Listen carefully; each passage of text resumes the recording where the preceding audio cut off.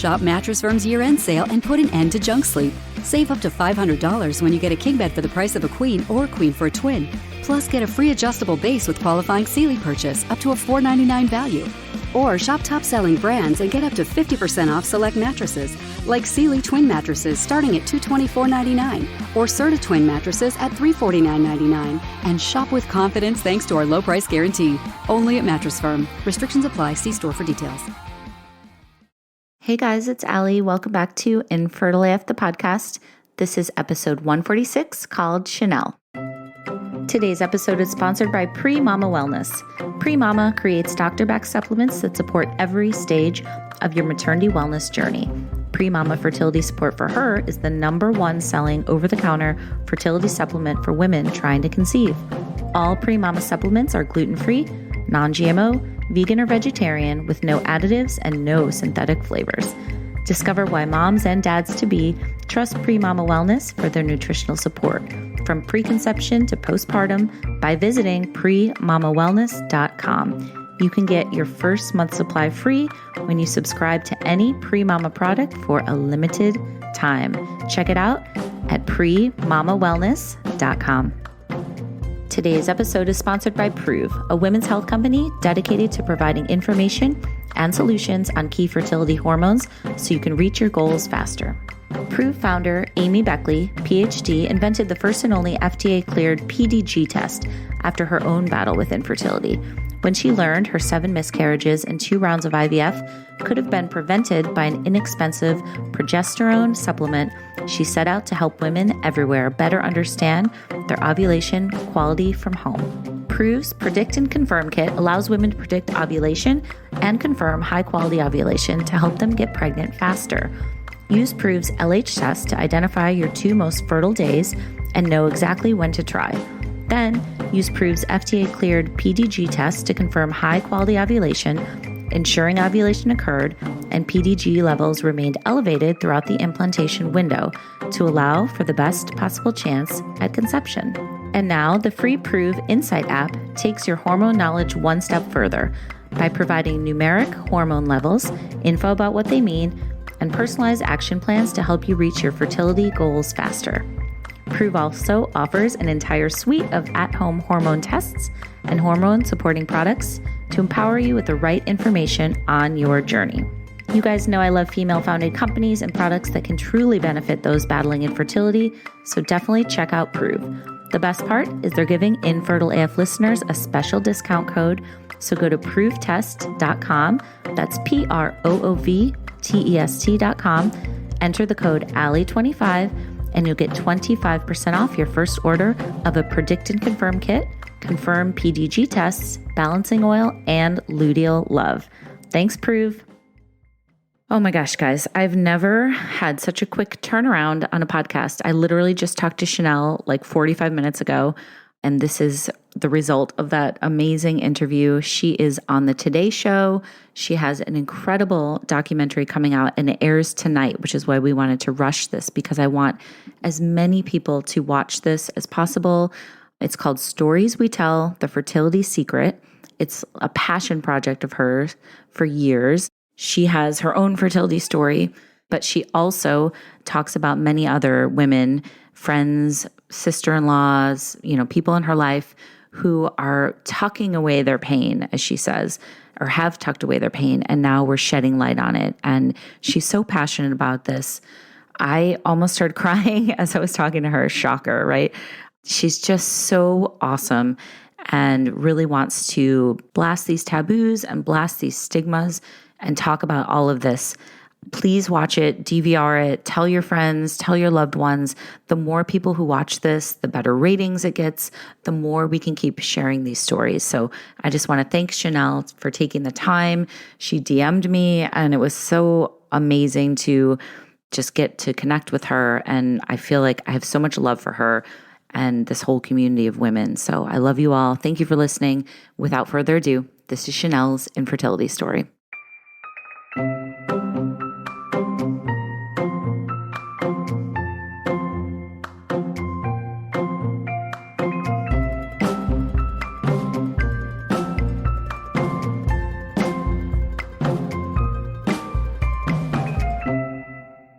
Chanelle. Oh my gosh. I am so happy to talk to you. Your project is incredible. I can't wait to watch it tonight. Everybody needs to watch this. Tell me, why did you feel that it was so important to share these stories? So thank you for having me on your podcast. And all of your listeners should know that you are a true girl's girl. And I literally reached out to you on social media because I follow a lot of you guys, and you responded immediately. And so I just want people to realize, like, this isn't like weeks in the making. Like, you saw me. No, this just happened. And I'm so thankful for you. So I just want people to know you are the real deal. Oh, thank you. Same. I mean, this literally happened yesterday, and I was like, and I called my engineer, and I'm like, we got to put this out tomorrow. And he's like, done. I'm on it. So thankful. This is coming out the day that we are talking. This is going to come out in a few hours.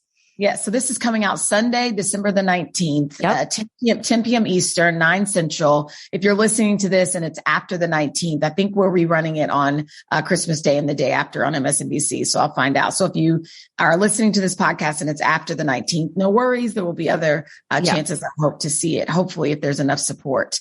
This has been on my heart to do for a very, very long time, for years. Mm-hmm. I'm 43 years old, and I remember decades ago, like in my early 20s, one of my best friends was having fibroid surgeries, like over and over. And she would have the surgery and then be right back at work. And we just thought it was what she needed to do. They're like these growths in your uterus. And we thought, okay, no big deal. And now here we are, literally 3 decades later. Yeah. And she and so many of my friends are having problems. And we never saw it coming. And so that's part of the reason why I wanted to do this, because look, there are so many things. I mean, IVF, egg freezing, surrogacy, fibroids, endometriosis. Mm-hmm. I mean, there's so many things under the umbrella of fertility. And I felt like I was, working, juggling, and then going home and talking to some of the women who are closest in my life, and they were having these problems. And I just felt like, what, enough is enough. You hear so much about the media. Well, darn it, I am the media. Mm-hmm. So right. I'm like, you know what? I have a voice. Yeah. And I'm going to try to use my voice to be a helper. And I love that. I also want to say you went to Northwestern. Did you go to Northwestern? I didn't, but I'm a Chicago girl. Oh, yay. I grew up in Chicago, and my niece is at Northwestern right now. And I wish I had. Yay. Okay. Yeah, absolutely. But I love that you say that there's a transformative power in storytelling. You said that. And I think that I agree. That's why I started this podcast 2 years ago. That's what, I wanted to share my story and other stories. So tell me about why that is so important to you. Do you know why? And I'll tell you a little bit about my journey, but I think, well, first of all, I'm a journalist, and I can see it every morning on the show, like how when you tell a story, you can win the hearts and minds of people, if you will. And I think, look, I had 1 hour, and there's so many ways to talk about infertility and fertility. And I worried that if I got too political, or if we start talking about too much about finances, or we start too much about politics, like those things, I didn't want to lose people in the story. And so in my mind, I'm like, if I can just introduce you to these women and you hear their stories and you can see kind of where they're coming from and meet them where they are, then when you start to hear stories about maternal health and funding and research, you can put a name to these nuancy concepts. And I'm hoping that we can win the hearts and minds of society at large, and that women don't have to feel so isolated and alone. Right. But because we don't talk about it, I feel like people are moving forward in life, and we have, thank God for people like you, and thank God for the good part, a silver lining of social media is that you can find a home and find comfort and sisterhood. But there are just so many people who are still struggling on their own. And I just feel like I said, I had a miscarriage before my first son. And up until, I promise you, a week ago, I never even mentioned it to anyone. Up until a week ago. What? Even during this podcast, or even during shooting this documentary, would you believe it never really crossed my mind? It's so crazy that the whole time I was so worried about my sister-in-law who's doing this, who's one of the women, my friends. I was so worried about them. And I interviewed them for hours, maybe 8-10 hours total. My own experience never crossed my mind. It's so crazy how, and I look back and I'm like, why? And I think it's because you tuck it somewhere, and you, if you have children afterwards, it's not you forget, but you just tuck it so deeply that you just move forward. And it wasn't until a reporter, like a couple of weeks ago, I'm out promoting this documentary. Please support these women, support. And then she said, did you ever have any fertility challenges or did you do IVF? And I said, no, I didn't. And then she said, well, have you ever had a miscarriage? And I said, well, yes, I have. And then that opened up a whole new matrix. And I thought, oh my God, like, how have I not even talked about this? And I look back and it was 13, 14 years ago. Mm-hmm. And I remember at the time, it was so heavy. Like, I remember finding out that I was pregnant, so excited. I remember, the whole thing, the lines go, I've heard you have to go. It's so funny. All of the things your girlfriends tell you, you have to get 2 pregnancy tests, one from the dollar store and one from an expensive place. One with the lines and one with the words, right? Yeah. I don't know why, but they were like, did you go to the dollar store and get one? I'm like, sure. Did you go to Walgreens, CVS, wherever? Sure. So I remember going on both of them, like, oh my God, I was so excited, and then very soon after I was like so sick and I was like, oh, this must be morning sickness.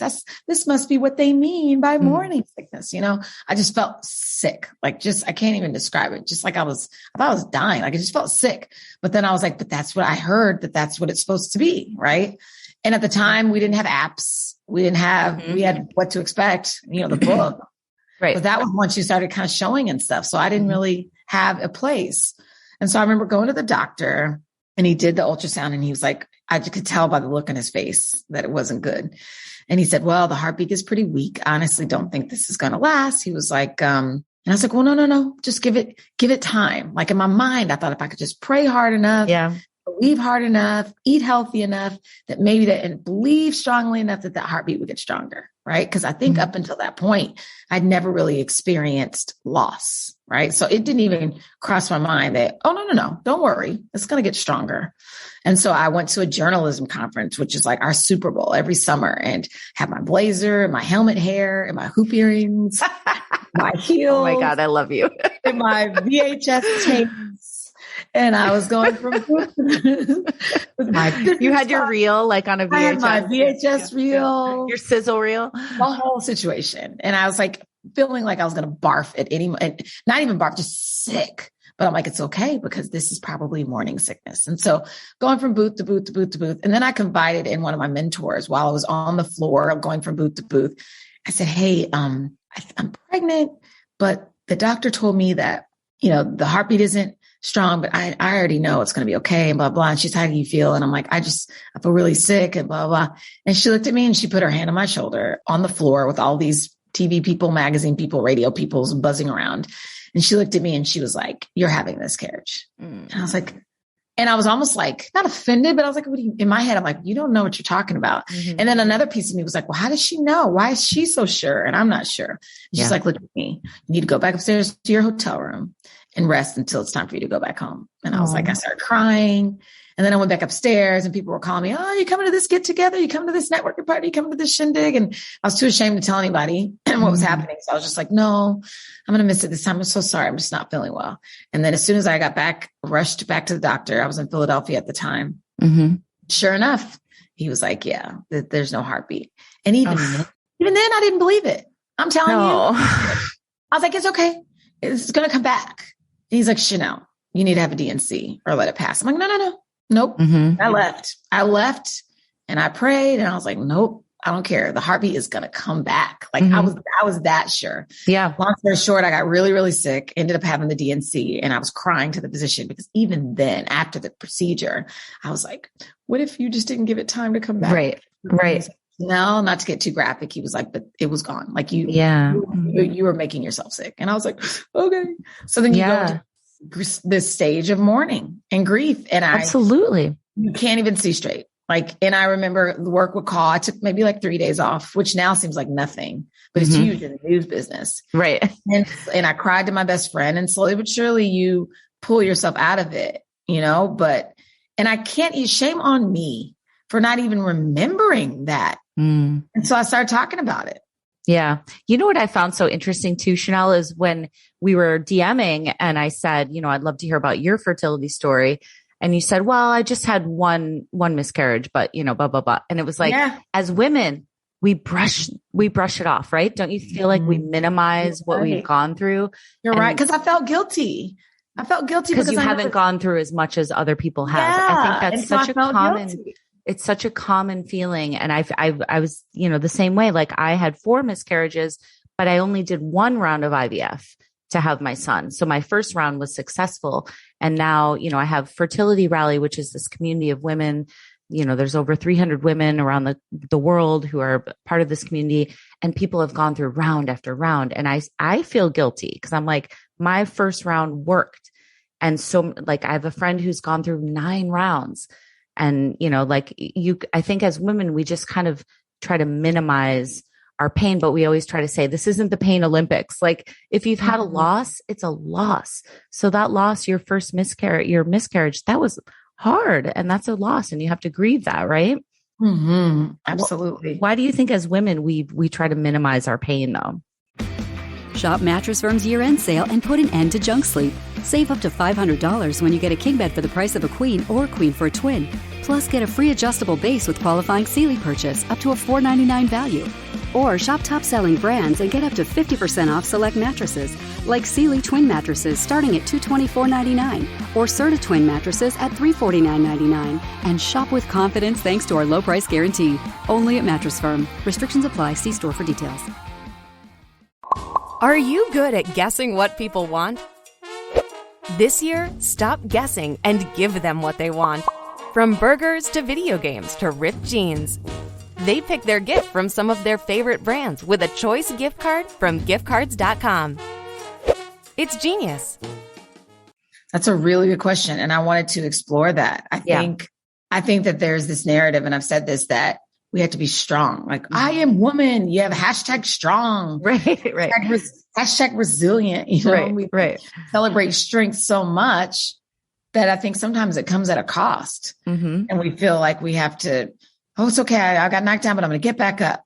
And then for those of our sisters who are like knocked the freak down, mm-hmm.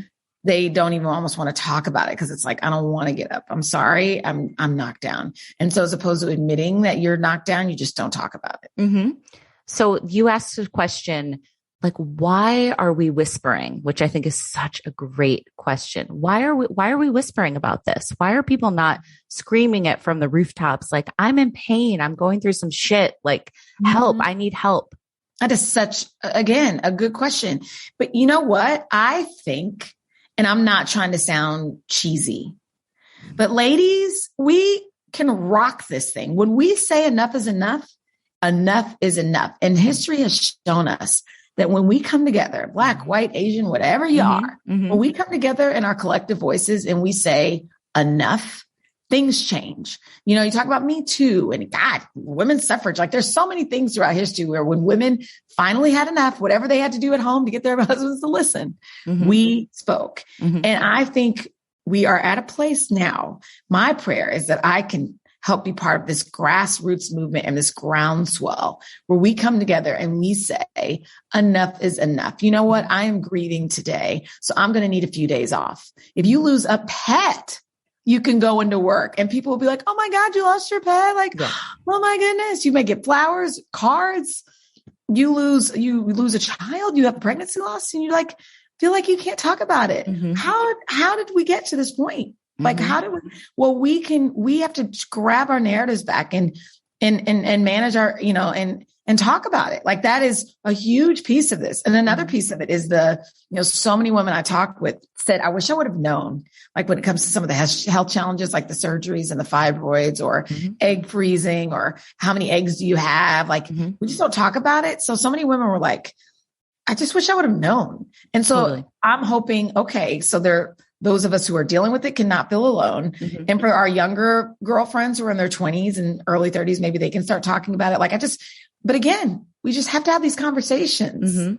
You know what I wish I would have known was that, I had my daughter who's now 12 when I was 35, and we didn't start to try for our second kid till I was like 37, almost 38, because I didn't know that fertility, your egg quality starts to decline when you're 35. Like it's a clinical fact. I didn't know that. No one ever mentioned it to me. And so I didn't think I saw Halle Berry's having a baby at 45, I saw all these celebrities having babies late in life. And my husband and I were like, we're good. I literally did not know anything about my fertility. about the way that it works. And I talk about this a lot. I wish that when you go through your health classes as a young woman and a young man, that you were taught these things, because had I known, we would have started to try earlier, and then we never would have been in this situation. Do you think that this, we're having this conversation, I'm doing this documentary. Are you hopeful that we can start to change this? Oh my gosh. Yes. And I think I want to say, like, Stories We Tell, The Fertility Secret, your documentary, which airs tonight, everybody watch it, and it will re-air, and you can see it on streaming as well. MSNBC. It's so, when I saw that you were doing this, that's why I was like, oh my God, I got so excited, because I was like, thank you. Thank you for doing this. Thank you for sharing this. And you have such a platform, and you have such a voice, and people are going to watch this, and it's going to change the narrative, and it's going to empower people. And I just think it's so important. Tell me about some of the women in this documentary. And another thing that I love that you say is that people tuck the pain. I love that phrase that you said. It's true. Why do we tuck the pain? It's so true. So I feel like this is a topic that's hard to discuss. And I honestly, look, I'm on the Today Show. I have a platform, but this is not something that I can easily just bring to a network and say, can we put on television? So that's crazy to me, Chanelle. Why? Well, we talk about it, but even on our show, it's a morning show. So you can only talk about something for maybe 4 or 5 minutes. Right. And my executive producers are amazing. Like we've become family at 30 Rock, but there's only so much time to tell a story. And I really wanted to zoom in a little more. So it's just the format just doesn't lend itself to saying, okay, this morning on the Today Show, we're going to spend the next 4 hours all the way through Hoda and Jenna and just talk about infertility. But you know what? Hoda and Jenna have had their fertility issues as well. Oh yeah. And thank God. And my co-host Dylan, Dylan. So they allow us. Yeah. So they totally allow us to talk about it. And, like today.com, like we do write-ups, but I wanted to do something different. I wanted to really lean in and pause and breathe and have a discussion. And so I was like, okay, let me just on the side, outside of work, to see if my girlfriends will just let me talk to them with them. So like a friend of mine got a camera. We got a warehouse space in Brooklyn, and we just kind of did it on the side of my real job. And then after I interviewed my friends, I was like, wait, this is like something and then at first I was like, okay, well, maybe I need to find a Black person and a white person, and make sure it's diverse. And I tried to, cause I wanted to make sure the stories were appealing and all of that. And then something I got this whisper, and I'm like, you know what, Sheinelle, every woman has a story, and our stories are transcendent, and our stories, it's like, no, these are your girlfriends, and it's okay for you guys to sit around a coffee table and have this discussion. And I'm so glad that I did. I watched Sex and the City, and I see myself as Charlotte. She's not brown, but I still, relate to her. And so my prayer was like, ooh, I have so many goals here, but could that be possible too, to show the world that, hey, we can all come together, and these women may not look like them, but they can relate to their stories. Like my friend Whitney, who's freezing her eggs, she's 35. And my sister-in-law, Ada, who's getting ready to turn 40, she's on her 8th round. I'm like, sure they can. And I'm so glad I did, because I've heard from people all over this country who have told me that they have felt seen, and so it feels bigger than me now. Yeah. Can we talk about as well, why is this especially more taboo with women of color? I've interviewed many women on my podcast who've said, as a woman of color, you're supposed to be fertile. The cliche is that you're fertile, people, do you feel that as well? Absolutely. I mean, there's a stereotype. Gosh, I remember when I was in high school, the message was, do not get pregnant. Oh my God. And are you kidding? Oh my God, Chanelle, it was if you have sex without a condom, you're going to get pregnant. There's no in between. Yeah. It's happening. And we had a nursery in my high school in Wichita, Kansas. And it was those girls, they have to go. Oh my God, really? There was a nursery for the women who had babies in high school? Yeah. Yep. And I remember there's maybe 4 or 5 kids and wow. And where did you grow up in Kansas? Wichita, Kansas. Okay. Yep. And there was this stereotype that, especially Black girls, that Black girl, she's got 12 kids. And that, it's just a stereotype. Wow. for better or worse. Right. And then also the concept of being strong and passing that down. I mean, it goes all the way back in history. I mean, you know, and I even debated on how deep to go. I mean, let's face it, like for decades, our wombs were like a commodity. You know what I mean? So if you can't produce children, you have no worth.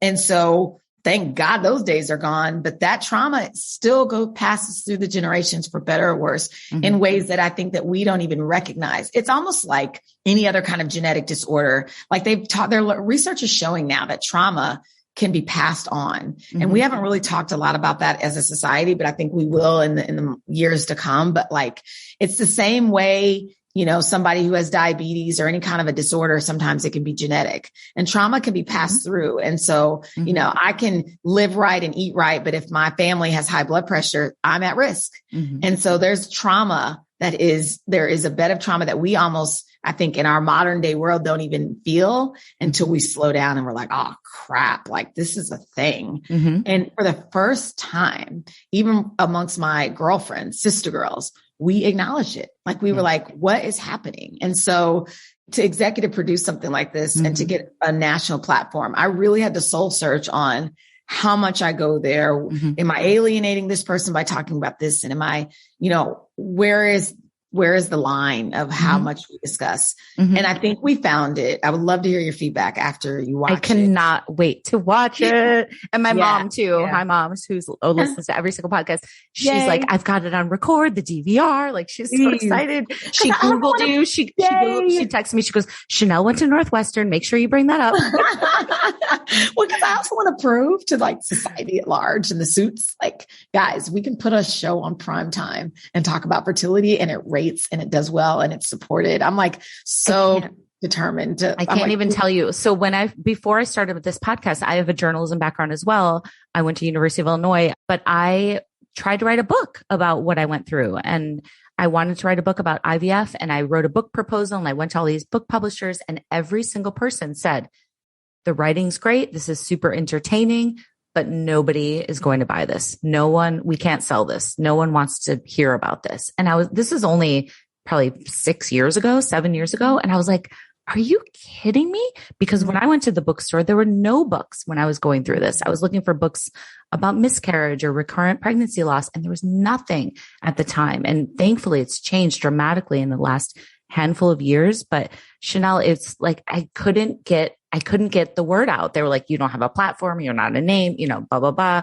And they're like, no one's going to buy this. And I was like, that's fucked up. Like, I just was so disheartened by the fact that I'm like, how could this 1 in 8, 1 in 4 have a miscarriage? How could this not sell? And you know what it feels like now with Instagram, at least it feels like we have a space, but I'm ready to cross that bridge. I want to put that bad boy on prime time. 100%. We need both, but I really am going to try. 100%. And stories we tell, the Fertility Secret. Tell me, before we wrap up, please tell me about a couple of the people in your documentary. Okay. So Ada, my sister-in-law, she is on her 8th round of IVF, and she is, guys, the best auntie to my children. Like it's from my 12-year-old. I mean, more love and gifts and creative gifts, monogrammed and thoughtful, and just has been the best auntie. And so imagine every Christmas, you know, my kids are running around and she's been dealing with this quietly every Christmas. So hard. You know? Yeah. How many women have dealt with that when you go, especially around the holidays, and you got all these nieces and nephews? Auntie so-and-so, are you going to have a baby? And then another relative, you've been married now for so long. Like knife to the heart. Yeah. Right. So she represents that. I have another friend who's 35, doing very well. She's an attorney. She just hasn't found a guy. Dating online, trying to be open, all the things they say to do, hasn't found the guy. And she's 35. And she's like, you know what? Her sister, who's also my documentary, is a fertility specialist. Her sister's like, look, Whitney, you got to freeze your eggs. And she didn't want to because she felt like it was like giving up. And so she talks about that in this doc, like the journey between giving up and feeling empowered and where that line is. I have another friend who went through IVF, and they're not all sad. Like, I don't want people to think that you're going to watch and feel sad. There's hope there too. Some of them have children, but I was also honest, not all of them have children yet, Yep. you know? Yep. And if you get to the place where you decide you want to adopt or you want to do a surrogate or you don't want to have children at all, it's all okay. Mm-hmm. And we're going to talk about it. Yeah. I think it's so wonderful. It's so important. And like you said, there's so many different stories out there that need to be told. We need to stop whispering about this. We need to go behind closed doors and talk about this and talk about our experiences, because I truly feel like as women, we're so strong and powerful. And if we can just come together even more, you know, we can blast these stigmas and blast these taboos and stop tucking away the pain. So I feel like I'm going to cry because I'm so passionate about this. And I know that you are too. Mm-hmm. You guys, Stories We Tell, The Fertility Secret. Watch it tonight. Chanelle Jones. So oh my God. I love you. I love you back. And Thank you so much. When you do part 2, like, please, I would love to help in any way that I can or be a part of it. Let's keep this conversation going. We can get a part 2. We just have to get enough people to watch. Let's keep this conversation going, please. Yeah, and thank you. And hi to your mom. Love to your mom. She's amazing. Thank you for taking the time. I know you're doing tons of press and you're so busy, but I really appreciate it. And this. Thank you. God bless you. Thank you.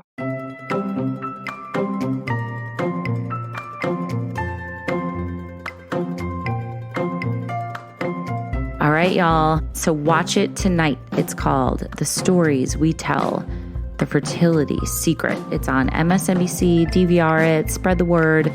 Thank you so much to Ryan, my engineer, for rushing this out. I was like, can we jam this out in like an hour? And he's like, yes.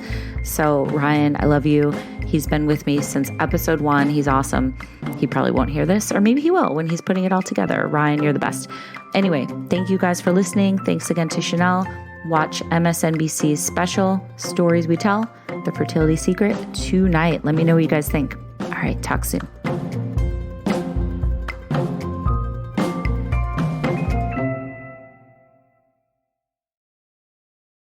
Almost 90% of women have cellulite. And guess what? It's not their fault. We don't choose cellulite, but we can choose a different way to treat it. Meet Quo, collagenase Clostridium histolyticum, AAES, the first and only FDA-approved prescription injectable for moderate to severe cellulite in the buttocks of adult women. This non-surgical treatment is injected by an aesthetic specialist in 10 minutes or less. Individual results may vary. Do not receive if you are allergic to any collagenase or ingredients in Quo, or have an infection at the treatment site. May cause serious side effects, allergic reactions including anaphylaxis, and injection site bruising. Seek medical help right away for any signs of allergic hypersensitivity. Tell your doctor about all your medical conditions, if you have a bleeding condition, or take medicine that prevents clotting. Most common side effects include bruising, pain, hardness, itching, redness, discoloration, swelling, and warmth at the injection site. Ask your doctor about all possible side effects and for product information. If you're ready to get to the bottom of your cellulite, learn more and find a specialist at Quo.com.